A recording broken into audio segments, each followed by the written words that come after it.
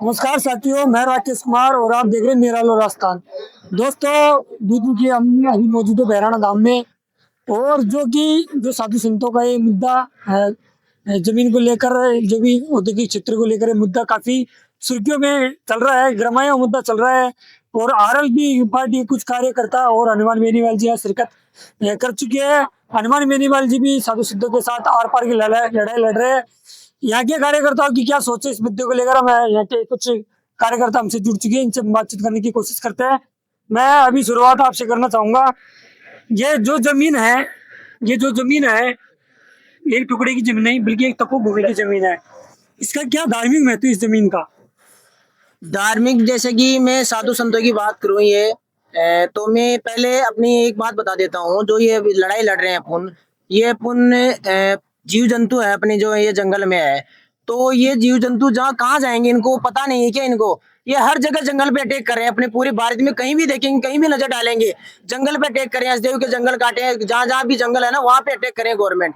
और गवर्नमेंट अपने एक दो सवाल ये भी है कि ये अपने सरकार कौन है, यानी सरकार को हम मांगे मांग रहे हैं। अपन जनता को ये नहीं पता अभी तक कि सरकार कौन है। सरकार है हम उनको आदेश देंगे। वो नौकर है हमारे, चपरासी से लेकर प्रधानमंत्री तक वो सबसे बड़े नौकर है। वो हम तनख्वाह लेता है, तनख्वाह लेने वाला हर व्यक्ति नौकर होता है। और जनता को जिस दिन पता चल जाएगा कि यहाँ पे अपुल सरकार है, यानी ग्राम सभा की ताकत क्या होती है, ना लोकसभा ना विधानसभा, सबसे बड़ी ग्राम सभा। जिस दिन ग्राम सभा की ताकत हर गांव के हर व्यक्ति को पता चल जाएगी, उस दिन इनके आंखों में घी आ जाएगा। क्योंकि ये इनका प्लान क्या है, अपने पूरी बात में देखना एक बार। हर गांव तोड़ने की प्लानिंग चल रही है इनको, यानी हर गांव की चारों तरफ रोड लाई जा रही है, नगर निगम में लाया जा रहा है, जीडीए में लाया जा रहा है, क्योंकि गांव नष्ट करना है। भारत कहलाता है गांव से, बल्कि शहर से नहीं, गांव से ही भारत बना है, शहर से भारत नहीं बना।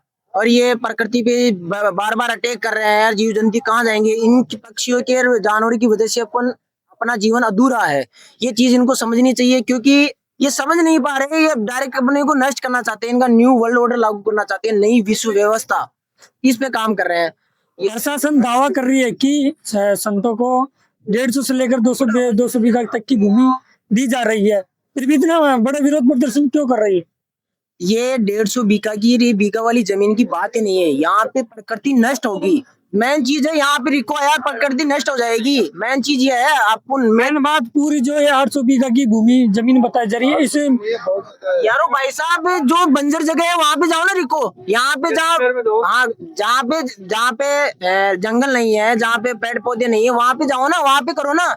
कि रिको वहीं लाना है तो वहां पे लाओ। जहाँ पे पेड़ पौधे हैं वहां पे तो रिको ला रहे हैं हर जगह। अपने पूरे भारत में आप मीडिया में भी आ रहा होगा, हसदेव के जंगल भी काटे जा रहे हैं, चारों तरफ बहुत सारे जंगल काटे हैं। तो ये चीज तो गलत है। ये सर्वे के अनुसार ये बताया जा रहा है कि यहाँ कुछ झाड़ियां वगैरह ये जो काटी जा रही है, क्या कहना चाहोगे? ये गलत बात है। ये तो झूठी अफवाह बात है। बड़े बड़े पेड़ थे यहाँ पे, संतों ने भी बोला है, गांव वाले आसपास भी बोल रहे हैं। मैंने तो आंखों से देखा नहीं था हालांकि, लेकिन मैं बता रहा हूँ, गांव वाला आसपास से सुना था मैंने कि बड़े बड़े पेड़ थे यहाँ पे। जो अपनी खेजड़ी है उसको काटा जा रहा है। बताओ, अरावली की पहाड़ियों में बसाइए तपोभूमि, यहाँ के वन्य जीव पर क्या प्रभाव पड़ रहा है? पेड़ काटा जा रहा है, क्या प्रभाव पड़ रहा है? यहाँ पे ये वन्य जीव जाएंगे कहाँ पे? यहाँ पर ये एक धार्मिक स्थल भी है, यहाँ दर्शन करने के लिए बहुत से लोग आते हैं। तो ये रिको हो जाएगा, यहाँ पे गंदगी फैलेगी। और ये गौचर भूमि है, चारागाह भूमि है, तो इसको नष्ट करने के लिए लगे हुए हैं नेता अपने अपने संबंधियों को, रिश्तेदारों को ये रिको आवंटन करेंगे और पैसे कमाएंगे। उनका मकसद ये है। और हम इसको तपोस्थली को बचाना चाहते हैं। यह 500 वर्ष पुरानी है भूमि मानी जा रही है। क्या यहाँ के पेड़ पौधे काटे जा रहे हैं? 500 वर्ष की बात नहीं है।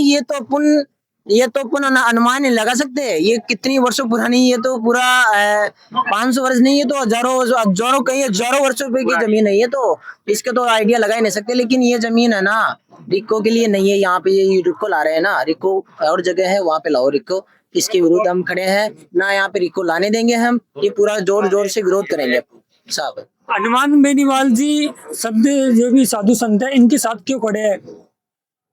हनुमान बेनीवाल का एक तो ये है कि साधु संत अपने भारत के जो मैं इतना कुछ तो जानता नहीं इनके बारे में, लेकिन जो प्रकृति है ना इसके लिए यहाँ पे हनुमान बेनीवाल आए हैं। प्रकृति नष्ट हो रही है यहाँ पे, जीव जंतु कहाँ जाएंगे, इसलिए वो यहाँ पे एक तो राजस्थान सरकार हिंदुत्व की बात करती है, साधु संतों की बात करती है, लेकिन इतना बड़ा विरोध प्रदर्शन हो रहा है। क्या सरकार के द्वारा क्या मांगे रखना चाहोगे आप यहाँ की जनता? देखो मैं आपको एक बात बता, सरकार नहीं मांगे, नहीं हम आदेश दे बात बनेगी यहाँ पे। मांगे उनसे क्या मांगेंगे ना, वो तो नौकर है। मालिक नौकर से मांगेगा क्या? मालिक नौकर से मांगेगा, सरकार की मनमानी है। तो फिर क्या बात है? यहाँ- मालिक आदेश देगा उन्हें। हम चाहते हैं कि रिको को यहाँ से हटाया जाए और पर्यटन स्थल के रूप में इसको विकसित किया जाए और पशु पक्षियों को रहने की व्यवस्था हो जाएगी इससे। और हम सरकार से आग्रह करेंगे कि इसको पर्यटन स्थल के रूप में विकसित करें। एक तो सरकार एक पेड़ माँ के नाम लगाई जा रही है, लेकिन यहाँ हजारों पेड़ काटे जा रहे हैं।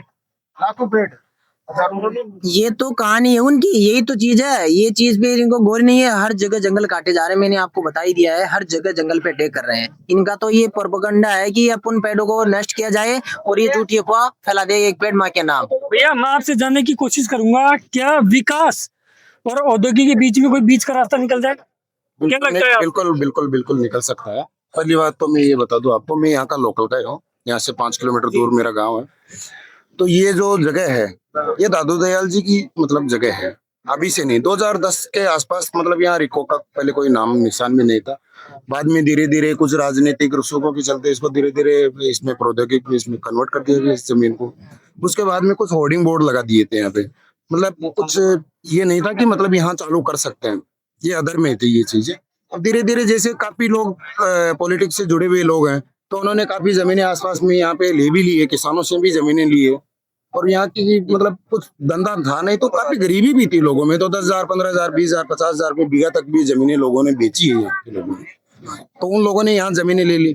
फिर सरकार का भी तो आपको माहौल आप अच्छी तरह से जानते हैं। तो रिको के नाम पे सिर्फ सीधी सी बात यह है कि मतलब ये एक तरह से तपोस्थली है, दादू दयाल जी की है। तो यहाँ पे सीधा सा है, हिंदू आस्था के ऊपर ये चोट है।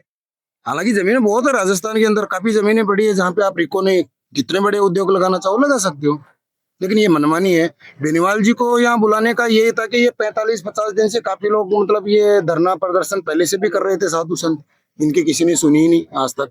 जब नहीं सुनी तो कोई तो है जो सुन सकता है इनकी। तो ये अपना मतलब विचार और अपनी मतलब काफी हद तक परेशान होके ये बाद में हनुमान जी के पास भी गए। दूदू के डिप्टी सीएम जो प्रेमचंद बेरवा जी है, उनकी जमीनें ये भी बताई जा रही है। अब कहते हैं लोग, देखा तो हमने नहीं है लेकिन हो सकता है। क्या लगता है कि वो यहाँ औद्योगिक क्षेत्र बसाने की बात कर रही है, तो क्या उनकी जमीनें के भाव बढ़ जाएंगे?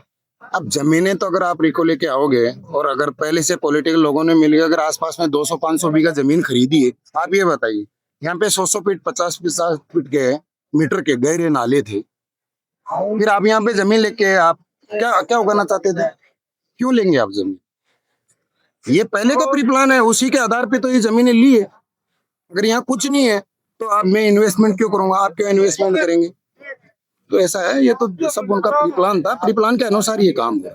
और काफी पेड़ भी नष्ट हो गए, जंगल जीव जंतु भी इतने थे अच्छे ज्यादा। अभी आप 44 डिग्री 45 डिग्री के तापमान में जो दिन में बैठे हैं, आप पहले आते हैं यहाँ पे जब ये जगह एकदम नदी नाला जैसे थी, प्राकृतिक जो थी, तो कम से कम भी 2-3 डिग्री टेम्परेचर यहाँ हमेशा डाउन रहता।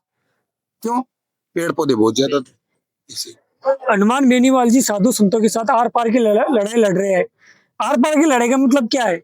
आर पार के देखिए, इसको आप मीडिया वाले कुछ भी बोल सकते हैं आर पार के। हनुमान जी बेनीवाल यहाँ पे कोई राजनीतिक लड़ाई लड़ने तो आए नहीं है, जमीन से जुड़े, वो जमीन से जुड़े हुए किसान है। दूसरी चीज, जब साधु संतों ने उनको बुलाया है तो वो उनके लिए आए, वो अपना कोई शक्ति प्रदर्शन थोड़ी कर रहे हैं। उनको करना है तो वो अपने कहीं पे भी कर सकते हैं राजस्थान में, लेकिन यहाँ कोई पॉलिटिक्स उस हिसाब से नहीं है। आपको क्या लगता है बाबूजी, हनुमान बेनीवाल जी के साथ कुछ विपक्ष के पार्टी के लोग भी साधु संतों का साथ देना चाहिए था? जैसे कि सचिन पायलट जी को 36 कौम का नेता माना जाता है, क्या सचिन पायलट जी भी साधु संतों का साथ देना चाहिए था? देखिए, सचिन पायलट को भी आना चाहिए था। प्रेमचंद जी तो कह रहे, हालांकि आए भी थे, कुछ बातचीत भी हुई थी, लेकिन जो बात होनी चाहिए थी, जब अगर मैं खुद अभी मालिक हूँ, अगर मैं मेरी नजर के सामने अगर मान लो ये सब कुछ हो रहा है, फिर मैं आपको समझाने आऊंगा, ये बात तो कोई समझ से बाहर है। तो आजकल की दुनिया है, अब सोशल मीडिया है, सब समझते हैं। हर व्यक्ति मतलब यानी हर व्यक्ति को आना पड़ेगा और आना चाहिए यहाँ पे। क्योंकि ये एक की लड़ाई नहीं है, ये अपने हर व्यक्ति की लड़ाई है। क्योंकि आज यहाँ पे हो रहा है, कल दूसरी जगह होगा, वहां पे कौन आएगा? क्योंकि हर तबके को, हर जाति को, हर नेता को यहाँ पे आना चाहिए कि यहाँ पे अपनी प्रकृति की लड़ाई लड़ने के लिए हर व्यक्ति को आना चाहिए। हमारा तो यही सुझाव है। बेनीवाल जी का कहना है कि सचिन पायलट जी तो अपने क्षेत्र की जनता के बीच में नहीं जाते, तो यहाँ के साधु संतों के बीच में क्यों आएंगे वो? तो वो तो क्योंकि धूप में काले पड़ जाएंगे। नहीं, वो तो वो उनकी सही बात है। अब जी क्या कहना चाहोगे इनकी बातों पर, बेनीवाल जी की बात पर आप क्या कहना चाहोगे? बेनीवाल जी एक संघर्षशील नेता है जो जमीन से जुड़े और किसानों के लिए और ये भारत की जो भी पर्यावरण है उसके साथ में जुड़े हुए हैं। तो उनको कहीं भी जाना पड़े, राजस्थान हो या पूरा हिंदुस्तान हो, कश्मीर से कन्याकुमारी, तो वो सबके लिए लड़ेंगे। उनका सिर्फ एक ही मकसद है, हर इंसान को, छोटे से छोटे इंसान को न्याय मिलना चाहिए। वो चाहे प्राकृतिक हो, चाहे इंसान हो, कोई भी हो, सबको उनको प्रकृति को न्याय मिलना चाहिए बस। हनुमान बेनीवाल जी का ये बहुत बड़ा विरोध विरोध प्रदर्शन रहा है। आपको क्या लगता है कि सरकार जो भी ये रैली को नहीं हटाती है, तो हनुमान बेनीवाल जी का अगला कदम क्या रहेगा? वो तो घेराव की बात कर रहे हैं कि अपने जयपुर कूच करेंगे और वो सीएम को करेंगे घेराव और उनको आंखें में गिट लाएंगे। यही है, ये ऐलान है हमारा हनुमान बेनीवाल भाई साहब का। दोस्तों, हमें यहाँ कोई कुछ इनमें कुछ यहाँ के स्थानीय लोग भी रहे हैं, कुछ दूर दराज गांव के लोग भी आए हैं। इन लोगों का मानना है कि जो भी यहाँ इंडस्ट्रियल एरिया, औद्योगिक क्षेत्र विकास की बात की जा रही है, यह नहीं लगनी चाहिए। ये नहीं लगनी चाहिए क्योंकि जो साधु संतों की ये तपोभूमि 500 साल पुरानी तपोभूमि मानी जा रही है। लोगों का मानना है कि यहाँ अगर सरकार को रोजगार देना ही है, तो दूसरी जगह औद्योगिक क्षेत्र बसा दिया जाए। दोस्तों, कमेंट में क्या कहोगे, आप क्या कहना चाहोगे ये बेराना धाम के इस मुद्दे को लेकर? आप जरूर कमेंट में हमें बताइएगा। दोस्तों, मैं राकेश कुमार और आपको लाइव अपडेट बताता रहूंगा बेराना धाम से। धन्यवाद।